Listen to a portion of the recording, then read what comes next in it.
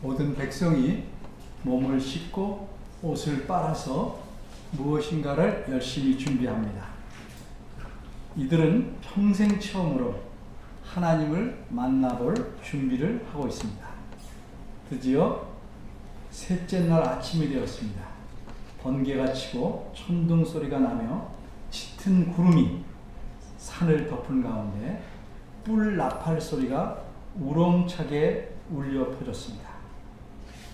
각자 자기 천막에 있던 백성들은 모두 두려워서 떨었습니다. 모세가 그들을 모두 자기 천막에서 나오게 하여 산 기슭에 세웠습니다. 하나님께서 불 가운데 산 위에 내려오셨으므로 산 위에는 연기가 솟아올랐고 산 전체가 크게 진동하였습니다. 하나님께서 직접 자신이 누구이신지를 말씀하시고 이어서 출애굽기 20장 3절부터 17절까지 십계명을 친히 말씀하셨습니다. 이렇게 이스라엘 백성은 두려움에 떨며 하나님께서 직접 말씀하시는 음성을 통해서 십계명을 들었습니다.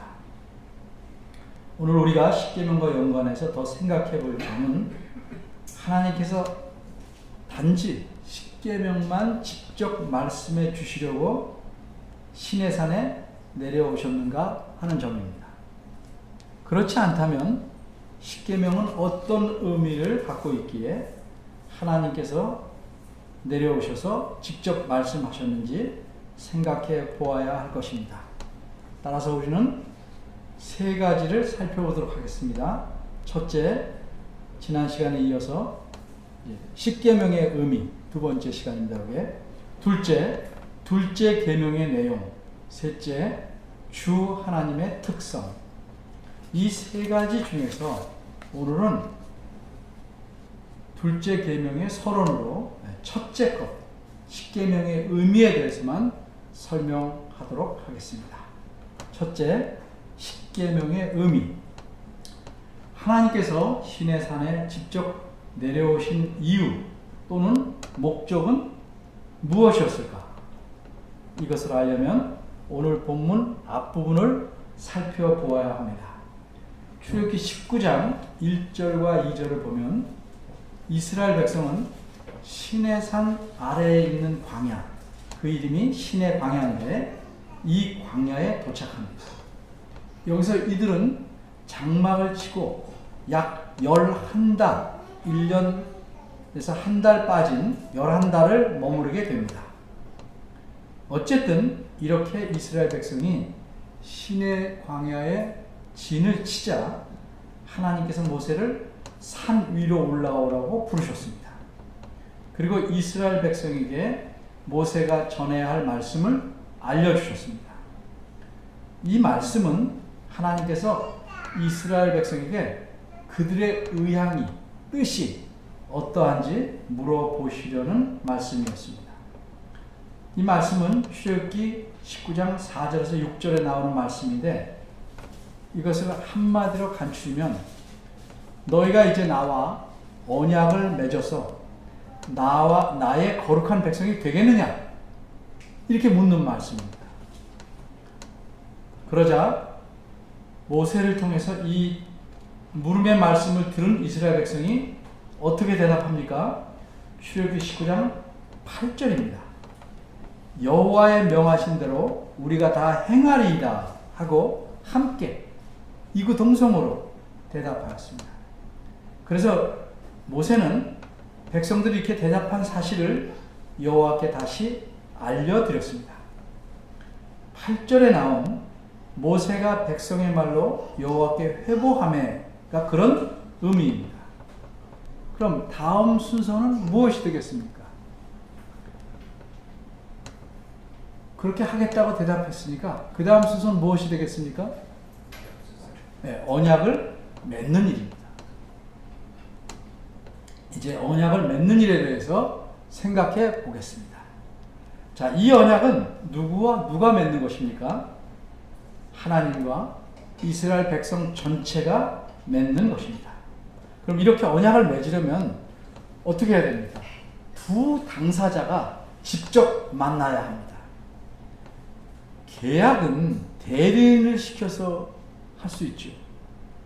종이에 사인만 하면 되니까. 그런데 언약은 이렇게 계약을 맺듯이 대리인을 시켜서 할 수 있는 것이 아닙니다. 왜냐하면 언약을 맺을 때에는 양쪽 당사자가 죽음의 맹세를 해야 되기 때문입니다.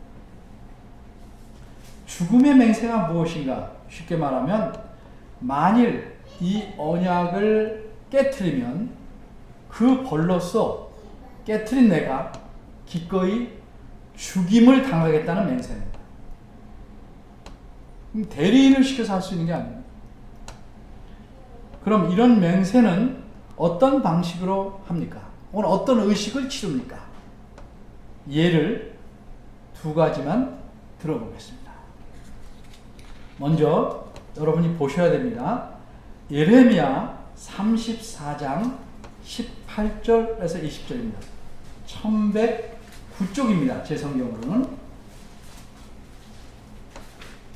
예레미야 34장 18절에서 20절입니다. 하나님께서 예레미야 선지자를 통해서 남쪽 나라 유다와 그 백성을 멸망시키겠다고 선포하십니다. 이렇게 하나님께서 유다 나라와 그 백성을 멸망시키려는 이유가 무엇입니까? 그들이 하나님과 맺은 언약을 깨트렸기 때문입니다. 예레미야 34장 18절에서 20절을 읽어보면 이렇습니다. 송아지를 둘에 쪼개고 그 두 사이로 지나서 내 앞에 언약을 세우고도 그 말을 실행치 아니하여 내 언약을 범한 깨트린 너희를, 다시 말해서 곧 쪼갠 송아지 사이로 지난 유다 방백들과 예루살렘 방백들과 환관들과 제사장들과 이 땅 모든 백성을 내가 너희 원수의 손과 너희 생명을 찾는 자의 손에 붙이리니, 그렇기 때문에 너희가 다 죽을 거예요. 그러면 너희 시체가 공중의 새들과 땅 짐승의 식물이 먹이가 될 것이다.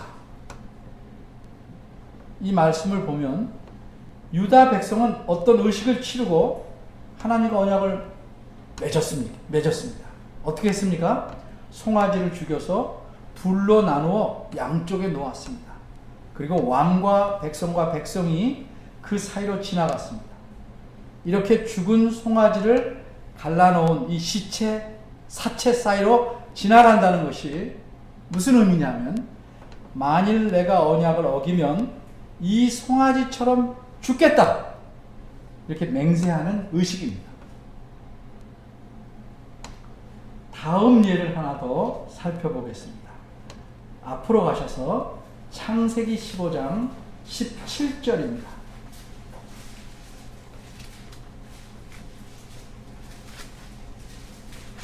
창세기 15장 17절을 보시면 이런 말씀이 있습니다.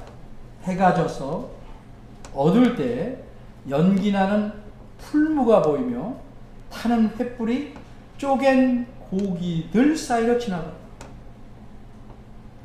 불이 붙은 횃불이 쪼갠 고기들, 죽어있는 고기들 사이로 지나갔다. 이것이 어떤 의미일까? 이 의미가 무엇인지를 창세기 15장 18절 상반절은 이렇게 말씀합니다. 이렇게 한 것은 그날에 여호와께서 아브라함과 더불어 언약을 세웠다. 언약을 세운 것이다. 이런 뜻입니다. 조금 더 설명을 하면 여러분이 좀 더 분명하게 이해할 수 있을 것입니다. 아브라함은 가나안 땅에 지금 살고 있지만 그가 가진 땅은 한 뼘도 없었습니다. 그런데 하나님께서는 가나안 땅 전체를 아브라함과 그의 자손들에게 주신다고 약속해서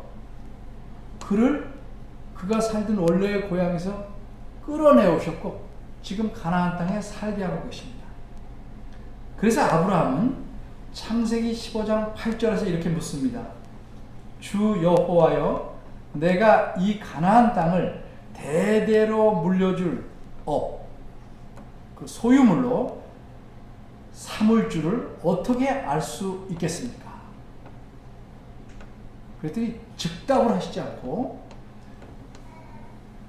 하나님께서는 9절에서 이렇게 말씀합니다. 나를 위하여 3년 된 암소와 3년 된 암염소와 3년 된 수양과 산비둘기와 집비둘기 새끼를 가져와라. 아브라함은 하나님께서 어째서 그런 짐승들을 가져오라고 하신 이유와 그 짐승들을 어떻게 할지를 분명히 알았습니다. 어떻게 알았는지는 그 다음 제가 더 설명하겠습니다.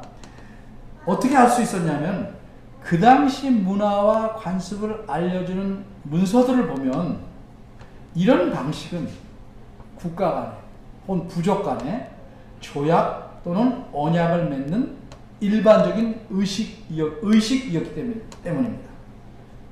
그러니까 창세기 15장 10절을 보면 아브라함은 어떻게 합니까? 그것을 가져와서, 짐승을 가져와서 이제 어떻게 합니까? 이렇게 묻지 않습니다. 10절을 보면 아브라함 그 짐승을 다 가져와서 거침없이 일을 진행합니다. 어떻게 했습니까? 쪼갤 것들은 쪼개서 마주대에 놓았어요. 구체적으로 지시가 없어도 아브라함이 잘 알았기 때문에 쪼갤 것은 쪼개서 마주대에 놓고 쪼개지 않을 것은 그대로 죽여서만 놨습니다. 이렇게 아브라함이 준비하느라고 시간이 지나서 날이 깜깜해졌습니다. 그러자 하나님께서는 8절에서 모든 게 갖춰지니까 8절에서 아브라함이 물어본 질문에 분명하게 대답하시려고 합니다. 그 대답은 뭐냐면 하나님께서 아브라함과 언약을 세우는 일입니다. 그래서 하나님께서는 쪼갠 짐승들 사이로 지나가십니다. 그런데 여기서 우리가 주목해야 될 것은 아브라함은 지나가지 않고 하나님만 홀로 지나가십니다. 깜깜한 밤이기에 지나가셨다는 걸 어떻게 나타냅니까? 불붙은 횃불을 움직이게 하심으로, 고기들 사이로 지나가게 하심으로 하나님께서 지나가심을 보여주신 겁니다. 그래서 18절에서는 그날의 여호와께서 아브라함과 더불어 언약을 세웠다라고 설명할 수 있는 것입니다. 그럼 이것이 어떻게 아브라함의 질문에 확실한 대답이 되었을까? 이 땅을 나에게 주실 줄 어떻게 믿겠습니까? 뭘 보여주시겠습니까? 여기에 대한 확실한 대답이 되었을까? 그것이 확실한 대답이 될 수 있는 것은 이렇게 언약을 맺은 의식 때문에 그렇습니다. 이 의식은 뭡니까? 만일 이 언약을 어기면 생명을 내놓겠다고 맹세하는 것이기 때문에 그렇습니다. 하나님만이 이 의식에서 홀로 지나가셨습니다. 그러니까 하나님 뭐예요? 이 의식을 통해서 내가 이 약속을 지키지 않으면 내 생명을 내놓겠다, 이렇게 맹세하신 겁니다.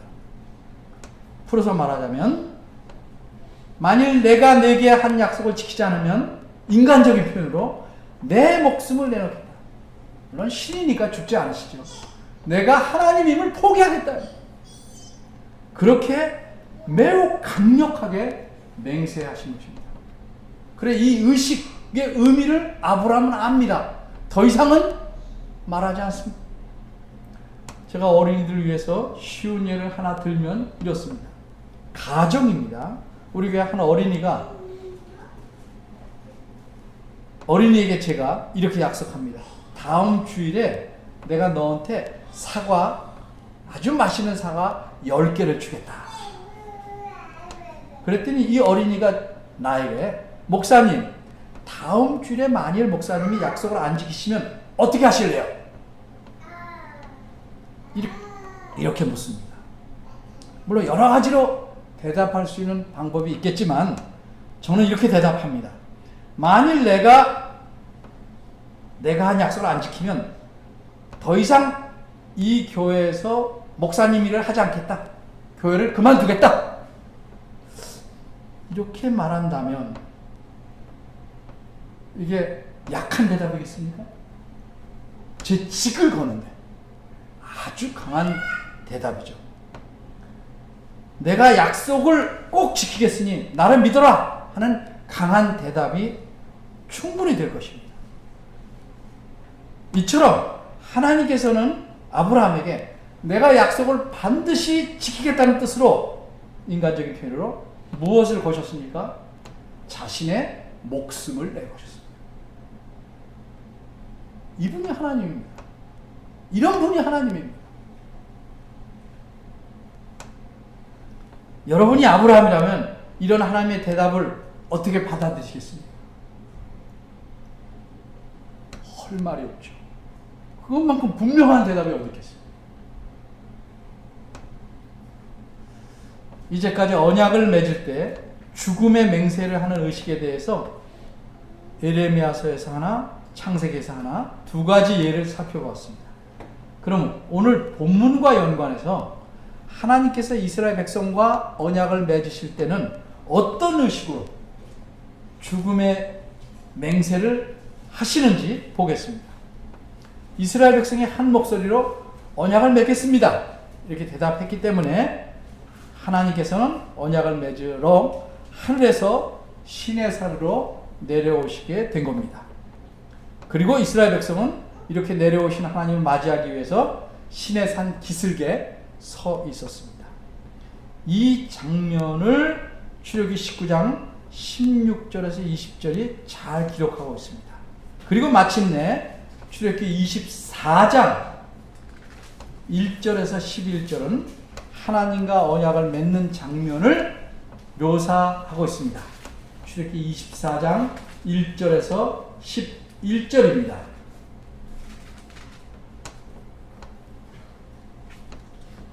여기서 죽음을 맹세하는 언약의식이 무엇인가?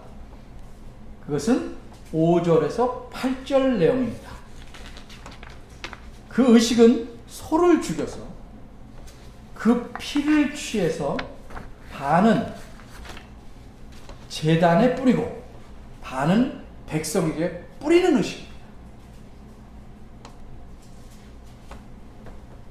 정리하면 하나님께서 하늘에서 시내산에 직접 내려오신 이유 또는 목적은 이스라엘 백성과 언약을 맺으시려고 함이었습니다. 그럼 하나님께서 직접 말씀해 주신 십계명은 이 언약과 어떤 관계가 있는 것일까? 무관한 것인가? 아니면 아주 긴밀하게 연관이 되어 있는 것일까? 이 관계를 알기 위해서 먼저 언약이 무엇인지 그 핵심이 되는 요소를 살펴보겠습니다. 제가 여러 차례 강의와 설교를 통해서 강조했지만 외우다시피 분명히 알아야 되니까 다시 한번 설명을 드립니다. 하나님께서 사람과 맺는 언약은 근본적으로 세 가지 요소를 갖고 있습니다. 첫째 요소는 하나님께서 내가 너희의 하나님이 되겠다 하는 요소입니다. 두 번째 요소는 뭐예요? 그렇게 되면 뭐예요? 따라서 너희는 내 백성이 된다 하는 요소입니다. 내가 너희 하나님이 되니까 너희는 내 백성이 된다. 셋째 요소는 뭐예요? 내가 너희 하나님이 되고 너희는 내 백성이니까 이제부터 나와 너희는 함께 살아간다 하는 요소입니다. 이 세 가지 언약의 요소, 이것이 하나님께서 사람들에게 세우시는, 맺으시는 언약의 3대 요소입니다. 이 언약의 세 가지 요소를 결혼에 비유할 수 있습니다. 결혼에도 세 가지 요소가 있죠. 첫째는 뭡니까? 나는 당신의 남편입니다. 그럼 뭐예요? 따라서 당신은 나의 아내입니다. 이렇게 둘이 있고, 그러면 그 다음 거 뭐겠어요? 그래서 우리는 남편과 아내로서 함께 삽니다. 살아갑니다 하는 세 가지 요소.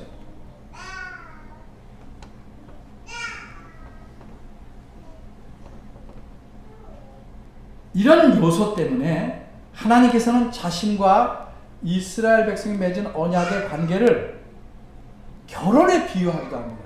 그래서 남편과 아내의 관계로 말씀하시는 것입니다. 선호야, 유선호, 조용하라고 그랬지 목사님이?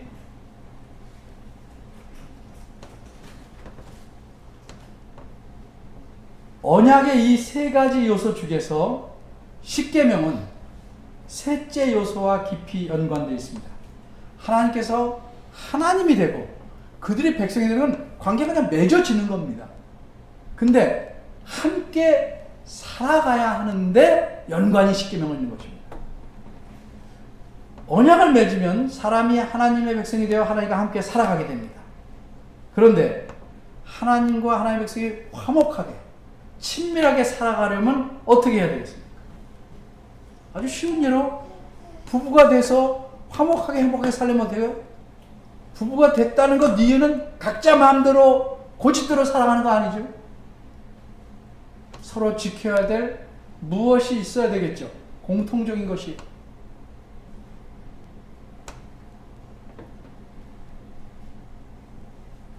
그러면 이 지켜야 할 것이 뭐냐? 간단히 말하면 서로에게 신실해야 하는 것입니다. 그리고 둘이 힘을 합해서 악하게 살아가는 게 아니고 올바른 삶을 살아가야 하는 것입니다. 다시 말해서 하나님 편에서는 자신이 언약을 맺으실 때 약속하신 것을 지키면 되는 것이고, 하나님의 백성은 하나님에 대해서 신실하고, 또 백성들, 언약을 혼자 맺은 게 아니라 백성들 서로에게 서로가 합당한 자세를 유지하면 됩니다. 그럼 어떻게 하는 것이 하나님에게 신실한 것이고, 무엇이 백성들 간에 합당한 자세인지를 정해 놓아야 될 것이죠. 그런 기준이 있어야 그 기준에 따라 누구든지 살아갈 수 있을 것입니다.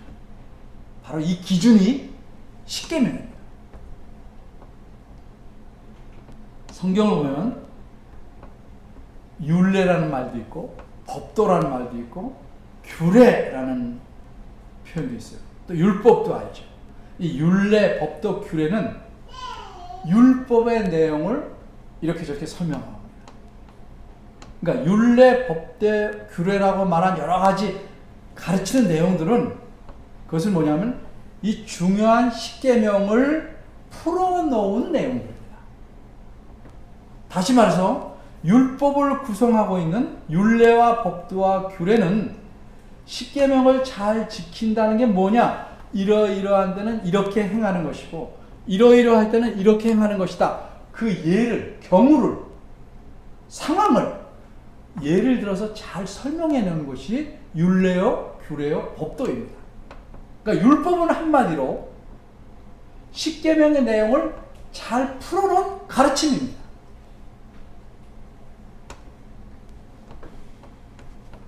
이처럼 십계명은 하나님과의 언약을 잘 유지하기 위해서 지켜야 될 아주 실제적인 내용입니다. 그래서 십계명은 언약을 맺은 하나님 백성이 반드시 지켜야 될 규정이고 핵심입니다. 이처럼 십계명은 언약의 핵심이 되기 때문에 출애굽기 34장 28절 하반절에서는 가보겠습니다. 눈으로 확인해야 우리 머릿속에 남습니다.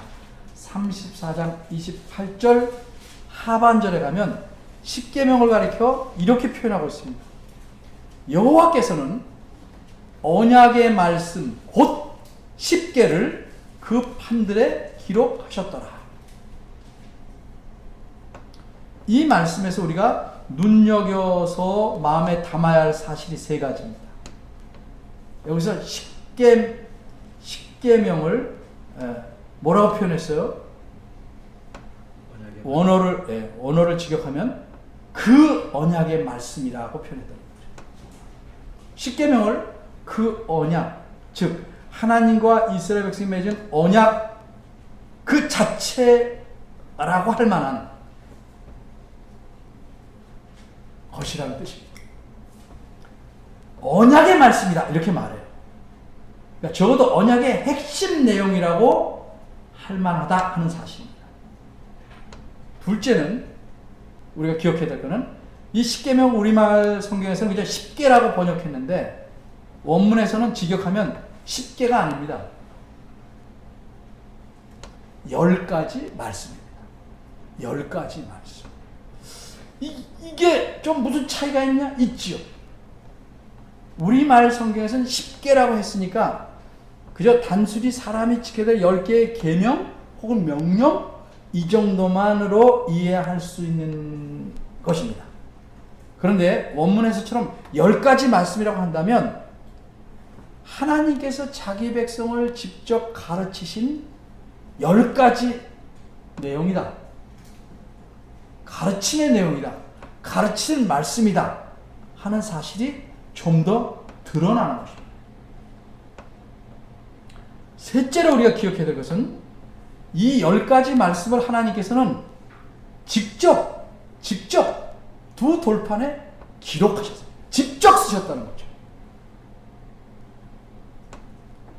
하나님께서 이스라엘 백성에게 십계명을 직접 말씀하셨죠. 20장에서. 그리고 이 10가지 말씀을 두 돌판에 직접 친히 써주셨습니다. 어째서 하나님께서는 이렇게 십계명에 관해서는 직접 말씀하시고 직접 써주셨을까? 왜 그렇다고 생각하십니까? 이 10가지 말씀이 하나님께서 이스라엘 백성과 맺은 이 언약의 핵심이 되는 중요한 말씀이기 때문입니다. 한 곳의 말씀을 더 살펴보고 오늘 설교를 마무리하겠습니다. 역대하 6장 11절입니다. 역대하 6장 11절입니다.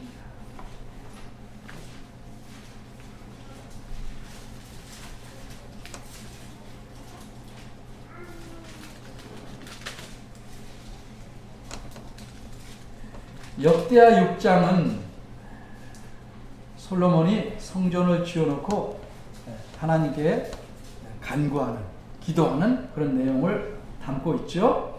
자, 어쨌든 이 말씀은 솔로몬 왕이 말한 내용입니다. 6장 11절을 보면 이렇게 말합니다. 내가, 역대하 6장 11절입니다. 내가 솔로몬이 또 그곳에, 성전 안에 이런 말입니다. 여호와께서 이스라엘 자손으로 더불어 세우신 언약을 넣은 궤를 두었노라 이렇게 말씀합니다.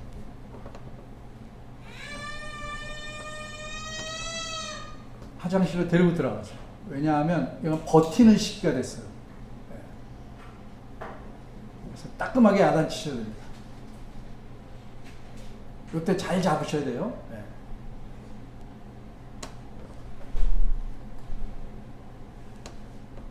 이게 무슨 말이냐? 솔로몬이 자신이 지은 성전 안에 언약궤를 두었다는 사실을 이렇게 말한 겁니다. 근데 여기서 단순히 언약궤를 두었다라고 표현하지 않고 다르게 표현하고 있습니다. 정확히 말하면 성전의 가장 안쪽인 지성소에는 언약궤가 있습니다. 그리고 언약궤 안에는 십계명을 기록한 두 돌판을 넣었습니다. 다시 말해서 언약궤 안에 넣은 것은 세 가지인데 그 중에 하나가 십계명을 적어놓은 두 돌판입니다.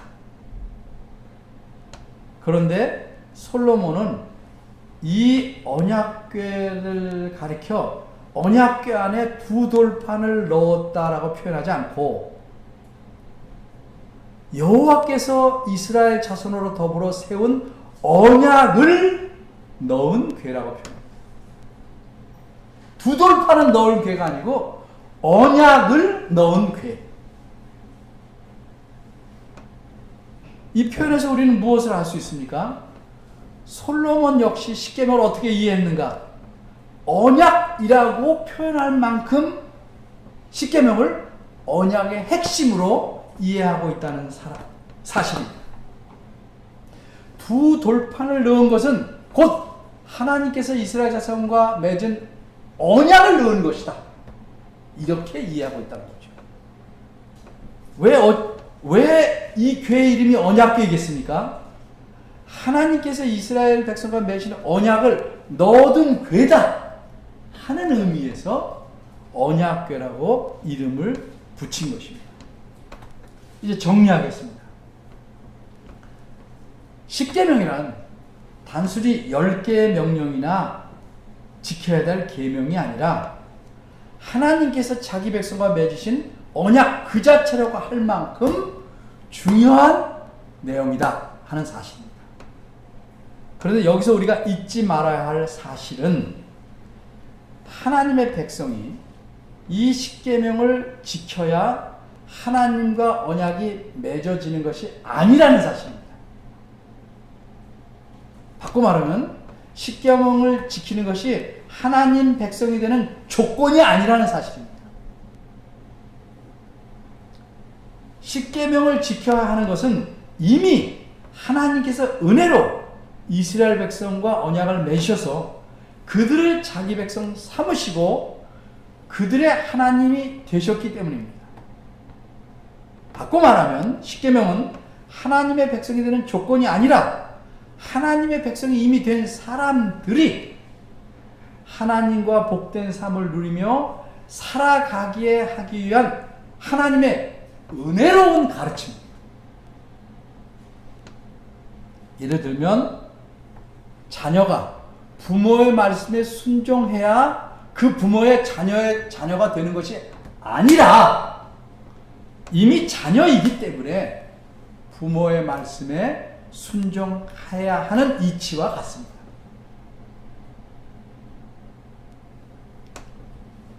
이처럼 하나님의 백성이 하나님과 화목하게 하나님 앞에서 살아가도록 하는 가르침을 하나님께서 친히 가르쳐 주셨는데 10가지로 압축해서 간추려 주신 것이 십계명입니다. 따라서 하나님의 백성이라면 이 10가지 하나님의 가르침을 잘 따라서 살아야 합니다. 그런데 혹 어떤 사람은 이렇게 말합니다. 십계명은 구약시대에 이스라엘 백성이 지켜야 할 계명이었고 신약시대에 사는 우리 그리스도인들과는 관계가 없어서 굳이 지키지 않아도 된다. 여러분 귀에 솔깃하게 들립니까? 무엇이 이 주장의 문제겠습니까? 이런 주장을 하는 사람은 십계명을 과거에 이스라엘 사람이 지켜야 했던 10가지 도덕적인 규칙, 윤리적인 규칙 정도로 이해하고 있기 때문입니다. 문화마다, 관습마다 다른 그 사회에서 지킬 그저 10개의 지침, 윤리적인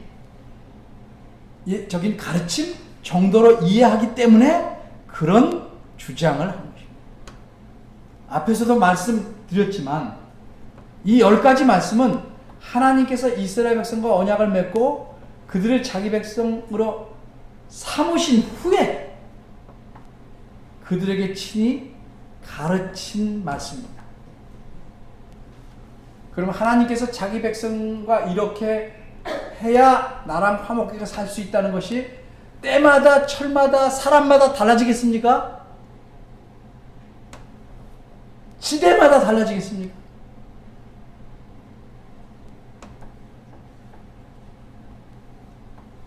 그렇지 않기에 하나님께서 언약을 맺은 모든 백성에게 해당되고 유효한 중요한 가르침입니다. 좀 더 말씀드립니다. 우리가 그리스도인이 되었다는 것은 무엇이냐? 이스라엘 백성은 모세를 통해서 하나님과 언약을 맺었습니다. 우리는 모세 대신에 그리스도를 통해서 하나님과 언약을 맺어서 하나님의 백성과 자녀가 되었다는 겁니다. 그리스도인이 되었다는 것은 언약과 관계없는 게 아닙니다. 그리스도를 통해서 언약을 맺었다는 것이고, 구약시대 본문에 나오는 이스라엘 백성은 모세를 통하여 하나님과 언약을 맺은 겁니다. 그러니까 구약시대 사람이나 지금이나 하나님의 언약 관계에 들어가 있다는 것은 다 똑같습니다. 다만 그 관계에 들어가는 중보의 역할을 한 게 누구냐? 구약시대는 모세, 그 전에는 아브라함 혹은 다윗, 이렇게 달라졌지만 지금은 그리스도를 통해서 하나님과 언약 관계에 들어가서 하나님의 자녀와 백성이 되었다는 겁니다. 그래서 우리 그리스도를 가리켜 뭐라고 말해요? 그냥 그리스도는 이렇게만 말하면 안 됩니다. 우리는 새 언약, 다시는 깨지지 않을 새 언약 백성이다, 이렇게 말하는 것입니다. 따라서 우리가 언약으로 인해서 하나님의 백성이 되었기 때문에, 이렇게 하나님께서 자기 백성이 가르치신 언약의 핵심을 이루는 10가지 말씀은 언약의 백성이라면 마땅히 옛시대나 지금이나 앞으로나 반드시 따라야 될 말씀입니다. 그래야 하나님의 백성이, 우리가 하나님과 더불어 친밀하고 복된 삶을 살 수 있는 것입니다. 이 사실을 우리가 늘 기억해야 됩니다. 여러분이 하나님과 친밀하게 살고 복된 삶을 누릴 수 있는 방법이 뭐냐? 하나님의 은혜로 그분의 백성이 되었기 때문에 그분의 가르침을 따라 사는 것입니다. 그 핵심이 뭡니까? 십계명입니다.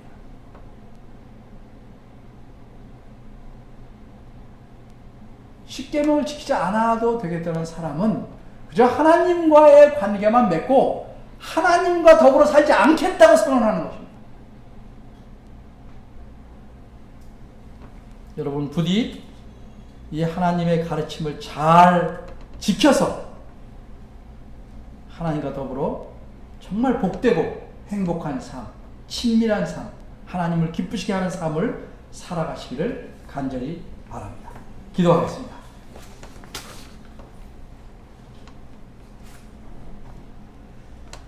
은혜로우신 하나님, 하나님의 은혜가 아니면, 하나님의 은혜의 손길을 펴지 않으셨다면 이 세상 누가 하나님의 백성이 될 수 있겠습니까? 옛날이나 지금이나 앞으로도 하나님의 은혜의 손길로 사람은 하나님의 자녀가 됩니다. 이렇게 하나님의 자녀가 또 하나님의 백성이 되었습니다.